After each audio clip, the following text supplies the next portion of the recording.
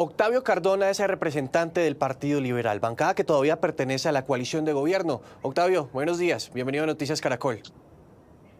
Muy buenos días, me da mucho gusto saludarlos. Octavio, su partido sobre todo al principio planteó líneas rojas, otros verdes, otros azules, otros naranjas. Sin embargo, la realidad es que el proyecto logra salir victorioso de la Cámara. ¿Por qué después de tanta oposición al principio?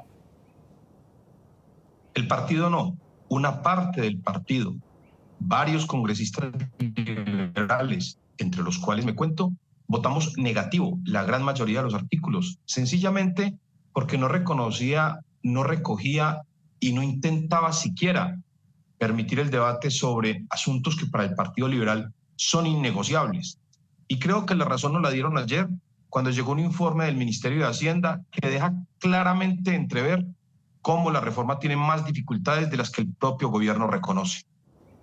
Octavio, ¿por qué ustedes precisamente en ese concepto fiscal que presentó el Ministerio de Hacienda lo califican como gaseoso y chambón? Incluso dicen que este es otro argumento para que la Corte Constitucional tumbe el proyecto si llega a aprobarse en Senado. ¿Cuáles son las razones? Aquí hay que ir por partes.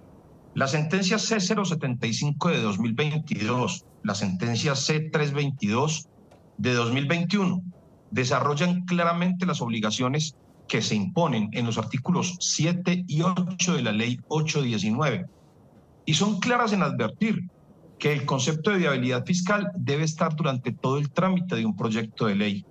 Es inentendible que un proyecto que lleva cerca de un año, solo el día de ayer llegue el informe fiscal, que no es un concepto de viabilidad.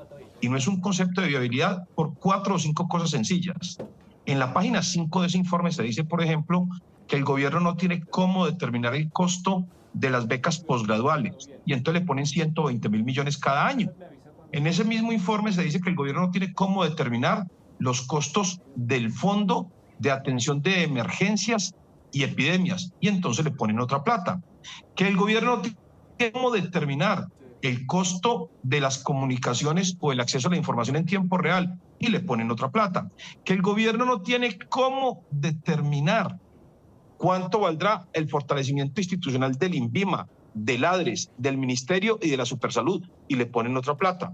Y al final, que esto es mucho más delicado, el informe dice que se recomienda modificar o ponerle cuidado a los artículos 62, 125, 142, 95, 67 y 75. Entre otras cosas, por una cosa que yo ayer debatía cuando votaba negativo.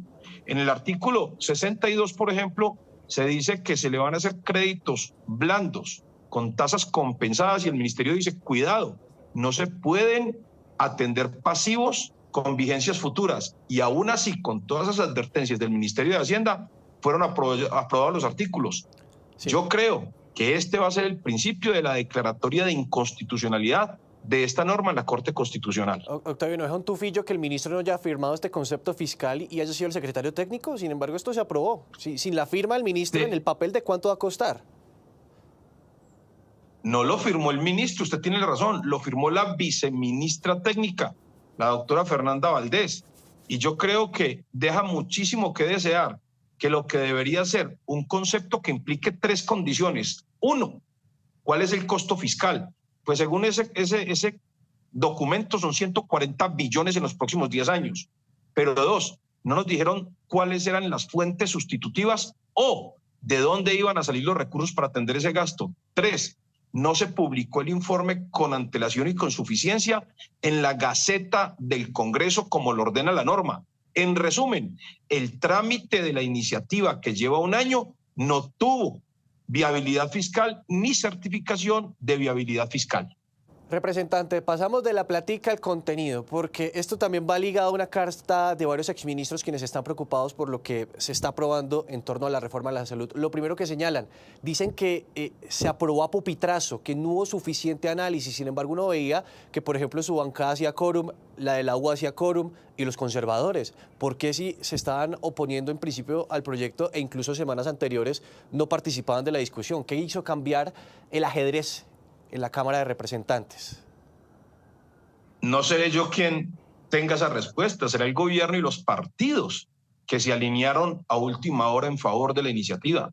Yo tengo la tranquilidad, junto con otros colegas del Partido Liberal, que votamos negativo y ahí están las sesiones para que lo verifiquen. Ahora, mucha gente nos dice que por qué nos quedábamos haciendo quórum y olvidan que la inasistencia a 6 sesiones donde se voten proyectos de ley o del acto legislativo en un mismo periodo da lugar a la pérdida de investidura. Yo creo que no podemos ser tan irresponsables de salirnos permanentemente del recinto dejando de hacer quórum con el agravante de que no votemos o no participemos y terminemos en una pérdida de investidura.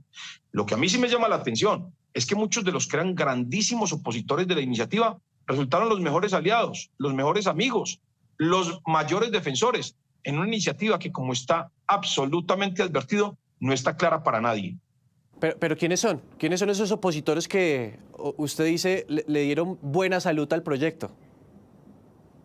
Hay partidos que se quedaron votando en negativo solo con el compromiso de mantener vivo el quórum. Hay partidos que de la noche a la mañana empezaron a defender con vehemencia, con muchísima vehemencia. Pero repito, no seré yo quien me encargue de ese trabajo. Los colombianos pueden seguir las sesiones, pueden revisarlas en YouTube y sabrán quiénes son esos nuevos defensores de la iniciativa. Representante, el presidente de la Cámara es liberal y una pregunta muy concisa. ¿Se aprobó esta reforma pupitrazo? Para mí sí, y lo digo porque fui de los que más me opuse a las votaciones en bloque. Lo hice conjuntamente con la doctora Caterine Miranda, con la doctora Katy Jubinao, entre otras, con Jennifer Pedraza. Y dijimos todo el tiempo, esto no se puede aprobar en bloque, porque hay bloques de 10 y más artículos donde quieren que se aprueben cosas que uno no está de acuerdo, de la mano con cosas que uno sí comparte. Y aún así, el presidente insistió en la votación en bloque. Le hizo mucho daño a la reforma y le hace demasiado daño al país que no hayan permitido el debate uno a uno de los artículos, como por demás lo demanda la ley quinta en su artículo 134 y 176, que dispone que ante la solicitud de uno, cualquiera de los congresistas o incluso de un ministro, estarán en la obligación de votarse las reformas o las leyes artículo por artículo. Pues yo lo pedí y de hecho presenté una proposición exigiéndolo y el presidente se despachó diciéndome que él organizaba el debate que considerara, cosa que evidentemente viola la ley quinta. Representante, gracias por estar esta mañana aquí en Noticias Caracol, por sus conceptos. Por supuesto, nosotros hemos tenido todas las voces, tanto críticos como los defensores de esta iniciativa. Incluso buscamos al ministro de Salud, Guillermo Jaramillo, quien nos ha dicho que el martes va a estar aquí en Noticias Caracol una vez se apruebe la iniciativa para resolver todas las dudas y todas las preguntas que hay al respecto. Gracias, representante, también por estar aquí con nosotros. Muchas gracias a ustedes por la invitación y por permitirle contarle al país que la reforma se aprobó a los trancazos.